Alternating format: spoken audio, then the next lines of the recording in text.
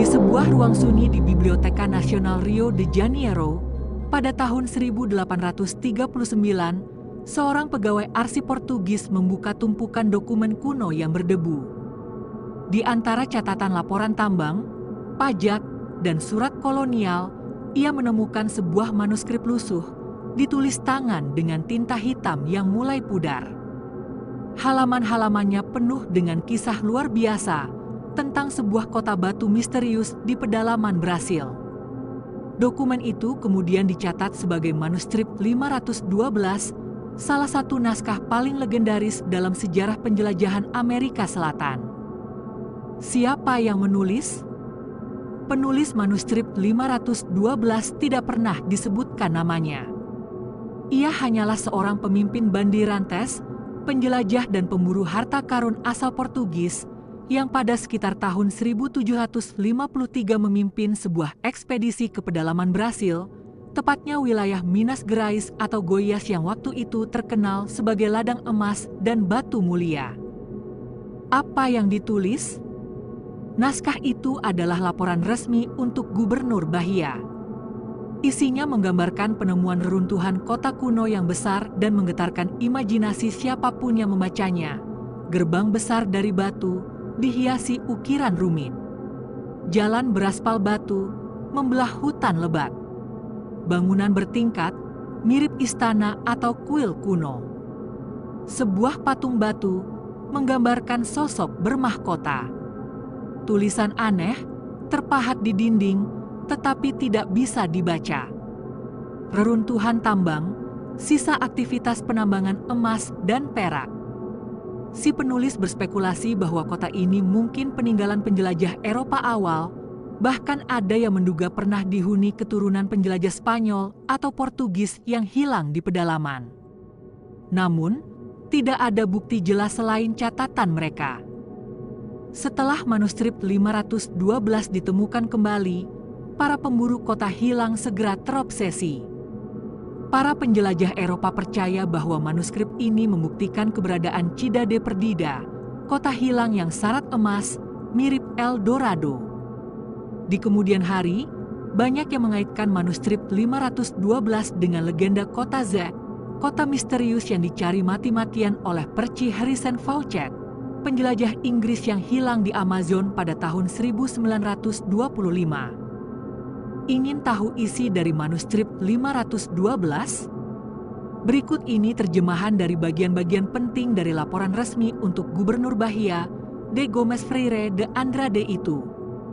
Ia adalah seorang bangsawan dan pejabat militer Portugis, bergelar Conde de Bobadilla.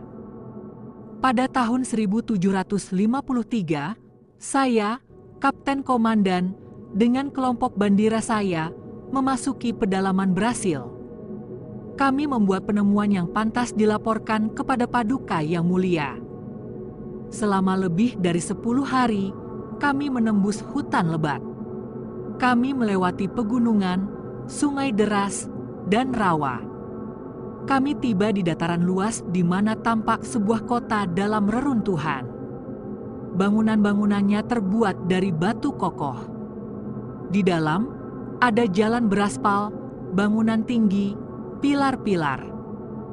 Di dekat kota, mengalir sebuah sungai dengan air yang jernih. Dari tepinya kami memancing ikan dalam jumlah banyak. Kami menemukan patung-patung berbentuk manusia, beberapa mengenakan mahkota di kepala, yang lain memegang tombak di tangan. Dinding beberapa bangunan masih berdiri kokoh, terbuat dari batu yang tersusun begitu rapat hingga tampak menyatu satu sama lain. Di dalam sebuah bangunan besar, menyerupai kuil, kami melihat altar dan sisa-sisa patung yang hancur.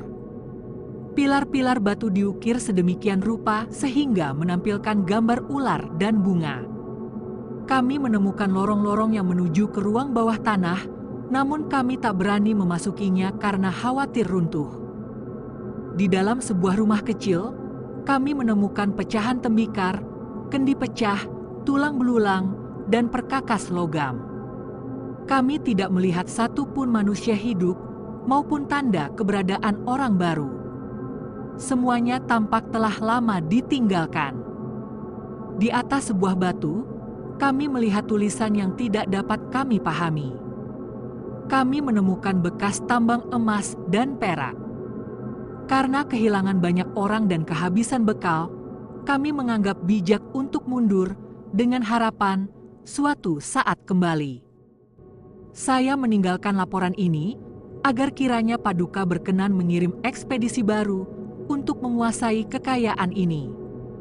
Tujuan akhir naskah, penulis berharap dapat dukungan politik dan logistik untuk kembali.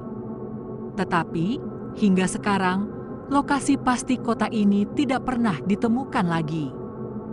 Sejak abad ke-20, para arkeolog perlahan menemukan bukti bahwa di Amazon memang pernah berdiri pemukiman besar dengan teknologi kompleks.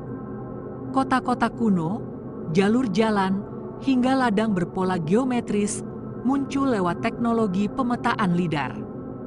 Namun, tidak ada satupun yang persis sama dengan deskripsi detail manuskrip 512. Lidar singkatan dari Light Detection and Ranging. Teknologinya memakai sinar laser yang ditembakkan dari pesawat, helikopter, atau drone ke permukaan bumi. Apakah kota itu nyata? Apakah laporan itu dilebih-lebihkan untuk menarik dana ekspedisi lanjutan? Ataukah kota itu sudah ditelan hutan, menunggu ditemukan generasi penjelajah berikutnya? Tulis di kolom komentar, jangan lupa subscribe. Terima kasih.